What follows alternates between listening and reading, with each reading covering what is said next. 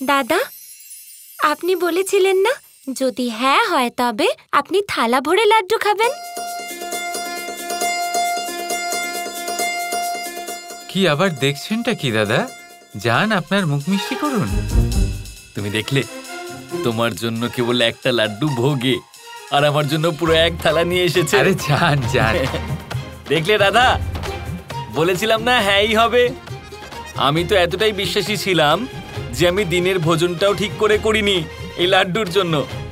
এবার দেখো, একটাও ছাড়বো না, সব খেয়ে নেবো আমি।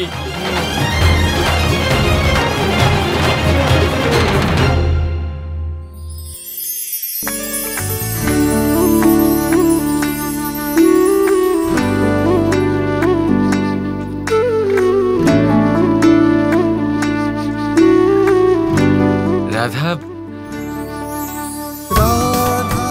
কিছু বলো না কৃষ্ণ, এমন কোনো শব্দই নেই যা এই সময়ের আনন্দ ব্যক্ত করতে পারে।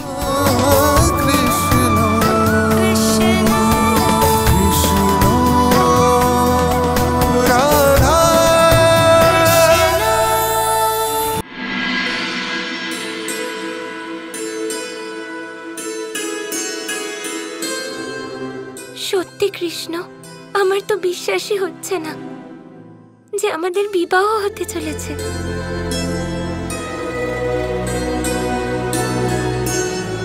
তুমি একটু দাঁড়াও, আমি এক্ষুনি আসছি। যাও।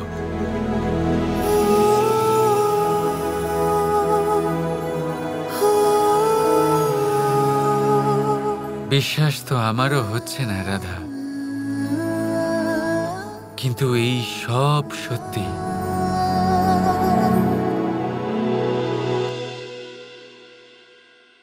এটা আমার বিবাহ, তাই এই বিবাহে তো মামাশ্রীকে নিমন্ত্রণ পাঠাতেই হবে। মামাশ্রী,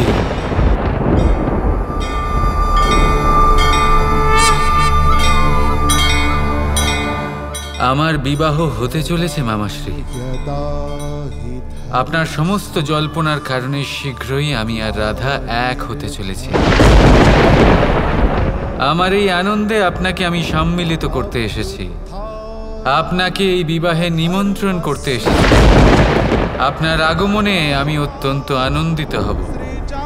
আপনার প্রিয় কৃষ্ণ।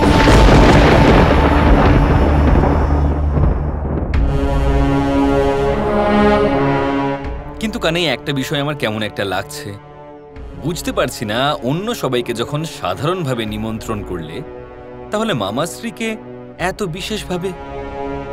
বিশেষভাবে আকাশবাণী ওনার জন্য কেন কানাই? বিশেষ প্রয়াসের জন্য বিশেষ নিমন্ত্রণ। একটু মনে করে দেখুন, কত প্রয়াস করেছিলেন মামাশ্রী রাধাকৃষ্ণকে আলাদা করতে, আর সেই রাধাকৃষ্ণের বিবাহ হতে চলেছে। তাই সেই বিফলতার অনুভব তো ওনাকে করাতেই হবে।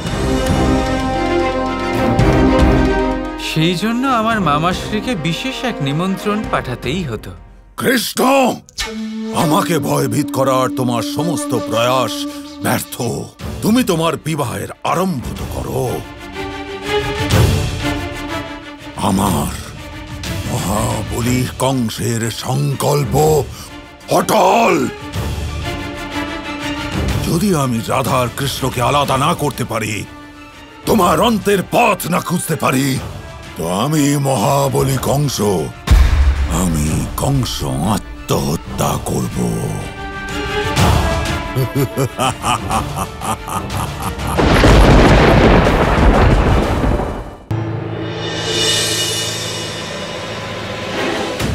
আমি এই বিবাহে সম্মিলিত হতে পারবো না।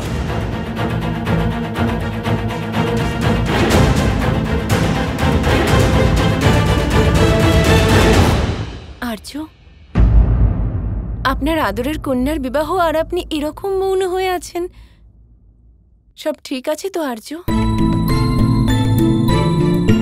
কন্যার বিবাহের আনন্দ তো আছে কীর্তিদা, কিন্তু সুখের সাথে আমার অনেক বছরের বন্ধু উগ্রবতী মহাশয়ের আমার উপর রুষ্ট হওয়ার যন্ত্রণাটাও আছে।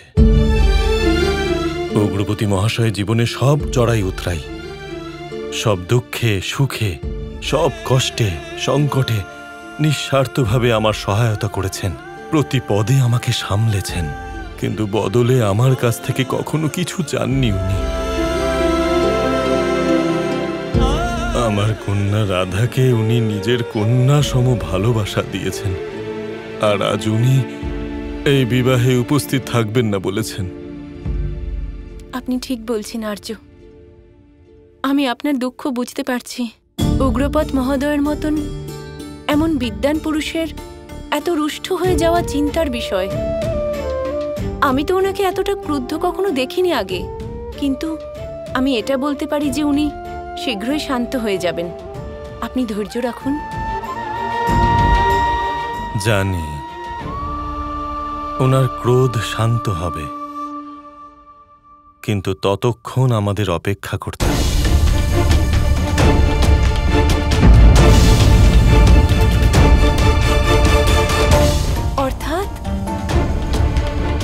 অর্থাৎ এটাই কীর্তিদা, পুরো বর্ষনাতে ওনার মতো মহৎ ব্যক্তি আর কেউ নেই। ওনার এই বিবাহতে সম্মিলিত হওয়া অনিবার্য। কীর্তিদা, তুমি নিমন্ত্রণ পত্র তৈরি করো, কিন্তু তাতে বিবাহের তিথির উল্লেখ করো না।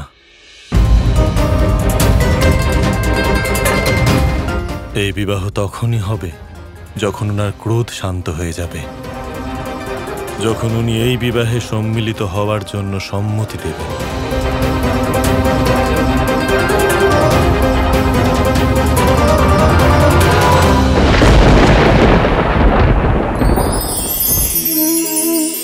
এই মুদ্রা, এবারে ভাবুন, এটাই আমাদের জীবন, জীবনের সুখ আর দুঃখ। এই মুদ্রার এই জীবনের দুটি দিক। কিন্তু যখনই আমরা ঈশ্বরের কাছে প্রার্থনা করি তখনই আমরা সুখ চাই, আর সেই সুখ আসেও। আর যখনই সেই সুখ আসে তখন ব্যক্তি সর্বপ্রথম তাকে ভুলে যায় যে দুঃখের সময় ওনার সাথে ছিলেন। আর এমত অবস্থায় উনি সাহায্য করেন না, উনি করেন উপকার। আর এই উপকারের বদলে মানুষের থেকে উনি নিজের জন্য শ্রদ্ধা চান। আর সেই শ্রদ্ধা, সেই চাহিদার কারণে উনি নিজেকে অন্যদের থেকে শ্রেষ্ঠ, অন্যদের থেকে ভিন্ন মনে করতে বিবশ হয়ে যান। আর আলাদা হবার কারণে তার মধ্যে জেগে ওঠে অহংকার, আর সেটাই হয় তার পতনের কারণ। এবার এতে কি করা যেতে পারে? কি চাওয়া যেতে পারে ঈশ্বরের কাছে? এই প্রশ্ন অবশ্যই মনে আসে। ঈশ্বরের কাছে চান সুখ, শুধুমাত্র ততটাই যাতে অহংকার না আসে, আর দুঃখ ততটাই যাতে শ্রদ্ধা না চলে যায়। রাধা রাধা। তুমি তো জানো কানাই, আমার কত বেশি ইচ্ছে ছিল যে তোমার আর রাধার বিবাহের ঘোষণা আমি সারা গ্রামে ঢাক পিটিয়ে পিটিয়ে করব। কিন্তু এই কথাটা তো সবার সামনে এমনি প্রকট হয়ে গেছে, আর আমি নিজের মতো করে সবাইকে নিমন্ত্রণই করতে পারলাম না। এটা তো খুব খারাপ হয়েছে তোর সাথে বলরাম। তাই না মা? হ্যাঁ, আমি এক কাজ করি, সবাইকে যে নিমন্ত্রণ করা হচ্ছে না, তুই একাই গিয়ে পুরোটা করে আয়। তারপর তুই 108 গ্রামে গিয়ে ঢাক পেটাতে পেটাতে সবাইকে নিমন্ত্রণ করে আয়। সত্যি? তাহলে তো এমনটাই হবে মা। আমি রাধা আর কৃষ্ণের দাদা 108 খানা গ্রামে ঢাক পিটিয়ে পিটিয়ে এমন আবেগ দিয়ে সবাইকে নিমন্ত্রণ করব যে সবাই বিয়ের আগেই বিয়ের আনন্দ পেতে শুরু করবে। পাগল কোথাকার। কানাই, আমি সুযোগ পেয়ে গেছি। এবার আমি 108টা গ্রামে ঢোল পেটাবো, সবাইকে নিমন্ত্রণ করব, সবাইকে নিমন্ত্রণ করব গ্রামে গ্রামে গিয়ে। তাহলে আমাদের বিবাহের নিমন্ত্রণ তৈরি হচ্ছে। কৃষ্ণ কৃষ্ণ কৃষ্ণ কৃষ্ণ